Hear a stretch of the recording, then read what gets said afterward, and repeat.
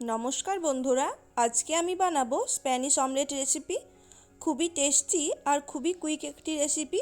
ব্রেকফাস্টে খাওয়ার জন্য হাতে সময় কম থাকলে এই রেসিপিটা বানিয়ে নিতে পারেন। সবার খুবই পছন্দ হবে আর খেতেও খুবই টেস্টি হবে। চলুন দেখে নিই তাহলে রেসিপিটা। স্প্যানিশ অমলেট বানানোর জন্য নিয়েছি একটা মাঝারি সাইজের আলু। স্প্যানিশ অমলেটে কিন্তু আলুটা দিতেই হয়। আলুর আগে ছালটা ছাড়িয়ে নেব, তারপর একদম পাতলা পাতলা করে স্লাইস করে কেটে নেব। প্রথমে আলুকে মাঝামাঝি ভাগ করে তারপর দুভাগ করে নিচ্ছি। দেখতেই পাচ্ছেন ঠিক এই রকম পাতলা করেছি।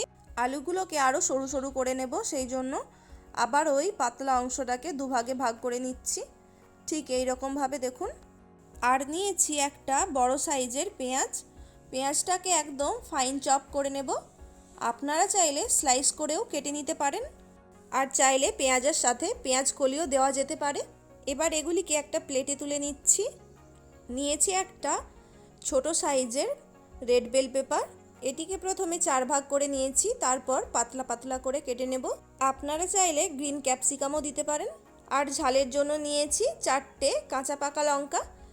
আর আপনারা যারা ঝাল কম খান তারা লঙ্কার পরিবর্তে শুধুমাত্র গোলমরিচ গুঁড়ো দিয়েও অমলেটটা বানিয়ে নিতে পারেন।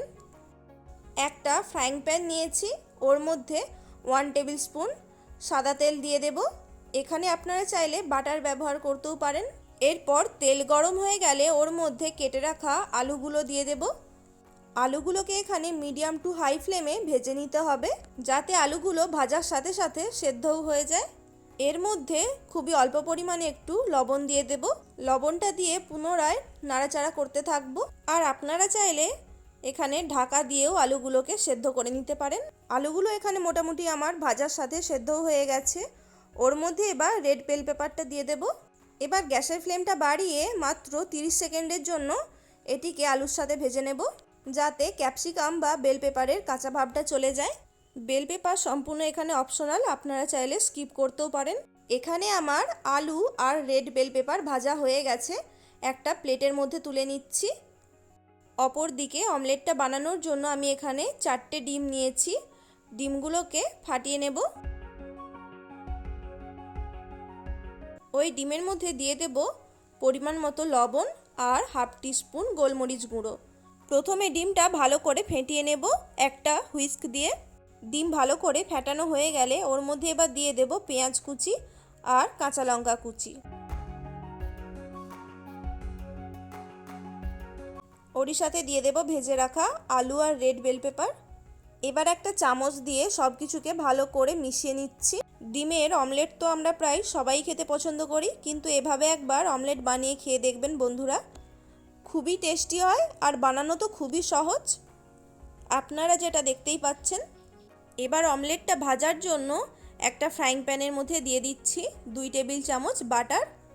আপনারা চাইলে সাদা তেলও দিতে পারেন, তবে বাটার দিয়ে ভাজলে অমলেটটা খেতে খুবই ভালো লাগবে। বাটার মেল্ট হয়ে গেছে ভালো করে। এবার ওর মধ্যে দিয়ে দেব ডিমের মিশ্রণটা। ডিমটা দেওয়ার পর আলু আর পেঁয়াজগুলো মাঝখানে হয়ে গেছে, তাই একটা চামচ দিয়ে চারিদিকে স্প্রেড করে দেব। এরপর গ্যাসের ফ্লেমটা লো টু মিডিয়ামে রেখে ঢাকা দিয়ে 5 মিনিটের মতো ডিমটা কুক হতে দেব। অবশ্যই কিন্তু গ্যাসের ফ্লেমটা লো টু মিডিয়ামে রাখতে হবে, না হলে কিন্তু ডিমটা জ্বলে যাবে। 5 মিনিট পর ঢাকা খুলে নিয়েছি। এবার একটা থালা নিয়েছি, ডিমটা উল্টে নেব খুব সাবধানে। একদিকটা যেহেতু ভাজা হয়ে গেছে, তাই অপর পিঠটাও ভেজে নেওয়ার জন্য এইভাবে ডিমটা উল্টে নিতে হবে। দেখতেই পাচ্ছেন বন্ধুরা অমলেটটা কতটা সুন্দর দেখতে হয়েছে। এবার একইভাবে অপর দিকটাও ভেজে নিতে হবে। বন্ধুরা এই সময় আমি ঢাকা দিয়ে খুব বেশিক্ষণ ডিমটা রান্না হতে দেব না, মাত্র 1 থেকে 2 মিনিট রাখলেই হয়ে যাবে। আর ডিমের পরিমাণ বেশি নিয়ে থাকলে অমলেটটা ভালো করে রান্না হতে সময় লাগবে। দেখুন বন্ধুরা আমার এখানে অমলেটের দুদিকটাই ভালো করে ভাজা হয়ে গেছে। অপর পিঠটাও উল্টে আমি দেখিয়ে দিচ্ছি। এই রকম অমলেট বানিয়ে কিন্তু যখন খুশি ইচ্ছে হলে খাওয়া যায়, খেতে তো অপূর্ব লাগে।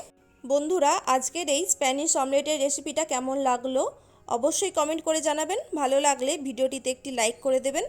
আর আমার চ্যানেলে নতুন বন্ধু হয়ে থাকলে প্লিজ চ্যানেলটিকে সাবস্ক্রাইব করে পাশে থাকা বেল আইকনটি অবশ্যই প্রেস করে দেবেন, যাতে আমি নতুন কোনো রেসিপির ভিডিও দিলে তার নোটিফিকেশান আপনাদের কাছে খুব তাড়াতাড়ি পৌঁছে যেতে পারে। সবাই ভালো থাকবেন, সুস্থ থাকবেন। রেসিপিটা সম্পূর্ণ দেখার জন্য অসংখ্য ধন্যবাদ।